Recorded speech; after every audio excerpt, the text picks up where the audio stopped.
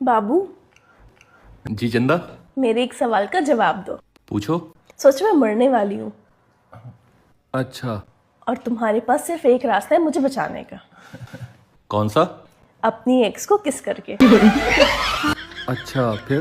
तो क्या तुम मुझे बचाओगे? हाँ। ये फंस गया सी। ये कैसा फालतू का सवाल है? मैं नहीं खेल रहा हूँ। तुम्हारे पास सिर्फ 60 सेकेंड है सवाल का जवाब देने के लिए।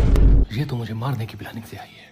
लगता है ये मुझे उल्टे हाथ से मारेगी। नहीं, ये मुझे सीधे हाथ से मारेगी। या खुदा, मैं क्या करूं? मैं एक काम करूंगा, मैं तुम्हें तलाक दे दूंगा, फिर तुम मेरी एक्स बन जाओगी और मैं तुम्हें किस करके तुम्हारी जान बचा लूंगा। मैं मरने वाली हूँ और उस टाइम पे तुम मुझे डिवोर्स दे दोगे? नहीं, फिर मैं अपनी एक्स को किस कर लूंगा और फिर मैं तुम्हारी जान बचा लूंगा।